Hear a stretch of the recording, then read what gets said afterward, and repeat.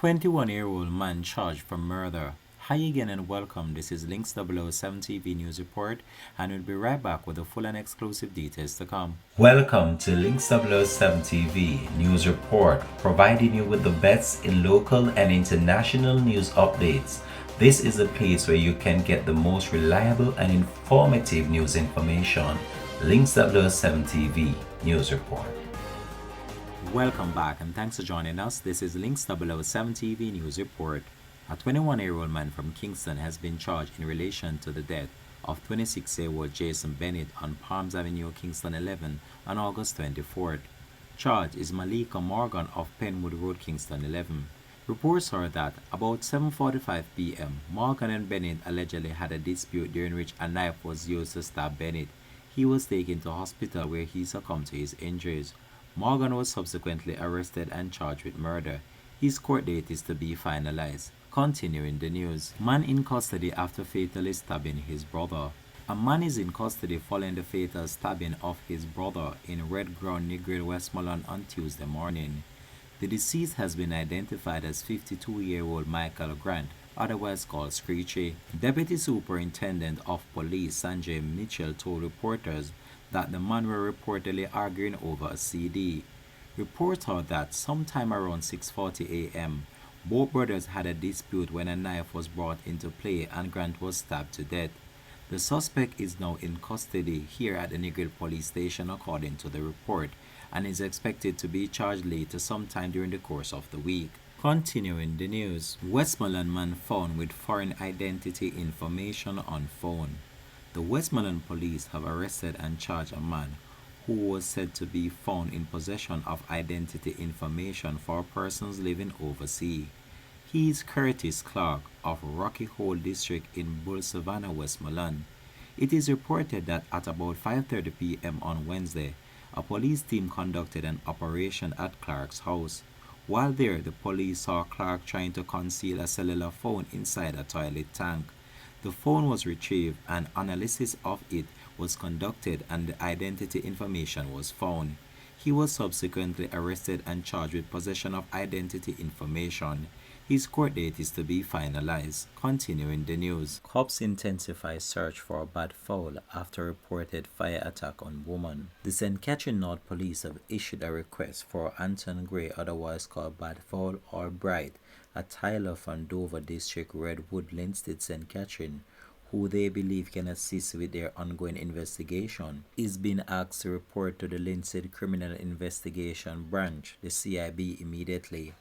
Anton Gray is asked to report by 6 p.m. on Friday, September the 1st, or make contact with the police at 876-985-9070, the police 119 emergency number, Crime Stop, at 311 or the nearest police station.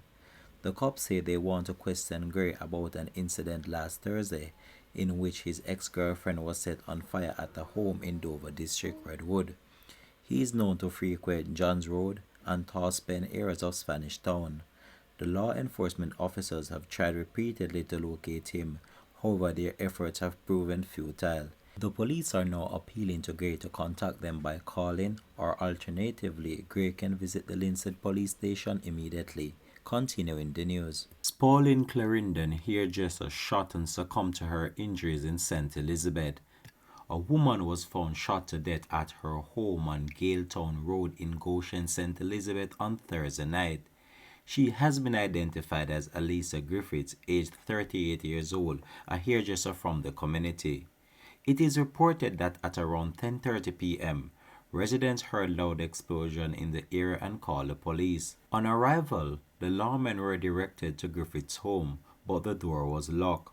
It is understood that the police managed to breach a door open where Griffiths was seen lying motionlessly on her back in a pool of blood and what appears to be multiple gunshot wounds to her head and neck. The scene was processed and her body transported to the Black River Hospital where Griffiths was pronounced dead. The body was later removed to the morgue pending post-mortem examination. No motive has yet been established for the killing. Elisa Griffiths is originally from Spalding Hills in Spalding's Clarendon and was a past student of the Spalding's High School, now renamed the Alphonsus Davis High School. A number of individuals have took to social media just in order to express their sincere condolences to her family and friends. The Spalding High School Past Student Association also made a post on the popular social media site Facebook. The 2002 batch, along with the community of Spalding, would have had memories of the lovely past student Lisa Griffith. She died in the most tragic way. Moreover, she was in preparation mode for her father's funeral. He too died a few weeks ago. Remember her as we pray. The post concluded.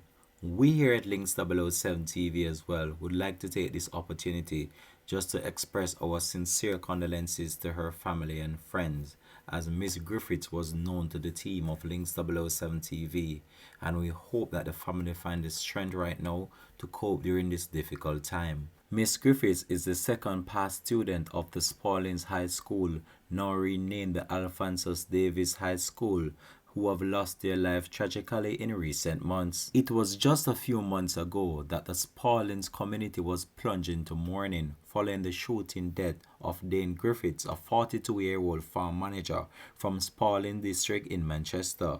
Dane was shot and injured at approximately 1:30 p.m. on Wednesday, January 17 at the Surge Island farm located in St. Thomas.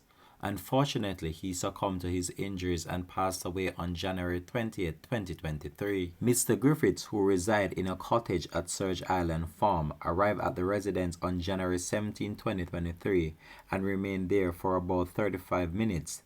During that time, loud explosions were heard and a male was seen running from the direction of the cottage. Members of the Surge Island security team responded to the explosion and went to Mr. Griffith's aid, finding him suffering from what appears to be gunshot wounds. He was initially transported to the Princess Margaret Hospital and later transferred to the Kingston Public Hospital, where he ultimately succumbed to his injuries on Friday, January 20, 2023. Crime Stop and the Separate Groups Limited are offering a total reward of $1 million for the arrest and charge of the person or persons responsible for the senseless murder. Mr. Griffiths was laid to rest on Sunday, March the 12th, 2023, after an emotional church service at the Spalding Seventh-day Adventist. Massive salary increase for a politician, including Member of Parliament, which runs into the millions. Jamaica's politicians, including those at the local government level, are set to benefit from the massive increase in their salaries over the next 3-year period, ending April 2025. In some cases, salaries have been increased by threefolds. This increase forms part of Jamaica's government compensation restructuring package for public service were announced on Tuesday by the Finance Minister and the Public Service Minister Nigel Clark during a lengthy statement in the House of Representatives. The salary for Prime Minister Andrew Holness will just fall shy of $30 million now, while Member of Parliament will now be taking home a little more than $14 million by that same time. Mayors who now take home less than $4 million will now be pocketing up to $11 million in 2024. The increase as outlined by Nigel Clark are as follows. Prime Minister $22.3 million as of April 1, 2022, $25.3 million in April 2023, and $28.6 million as of April 2024. Deputy Prime Minister and Leader of the Opposition $20.1 million in 2022, Deputy Prime Minister and Leader of Opposition $20.1 million in 2022, $22.7 million in 2023, and $25.7 million in 2024. Minister of Finance $19.2 million in 2022, $21.7 million in 2023, and $24.6 million in 2024. Cabinet Ministers and Speakers of the House $17.8 million in 2022, $20.2 million in 2023, and $22.8 million in 2024. Ministers are paid $52 more per annum than permanent secretaries. Minister of State $14.3 million in 2022, $16.2 million in 2023, and $18.3 million in 2024. Permanent Secretary and Deputy Speaker of the House $13.4 million in 2022, $15.2 million in 2023, and $17.2 million in 2024. Member of Parliament $11.1 million in 2022, 12.5 million in 2023 and 14.2 million in 2024.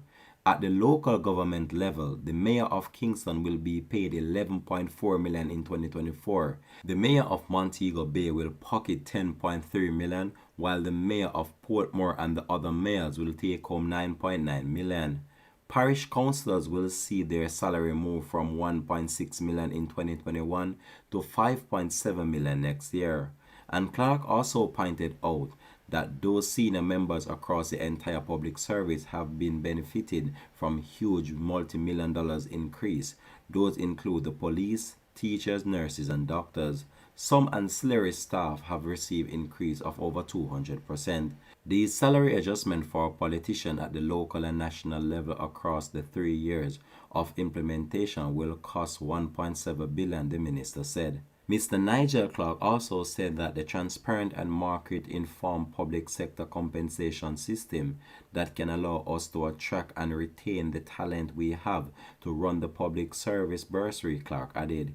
He also said that the salaries announced on Tuesdays for members of the Executive and Legislative Council forms part of that effort. This has not gone down well with the general public, as a number of individuals have took to social media in order to let their voices be heard. Links 007 TV will continue to track this story and provide you with more information to come in our current affairs program, Let's Talk. This has been Links 007 TV News Report. Thanks for watching.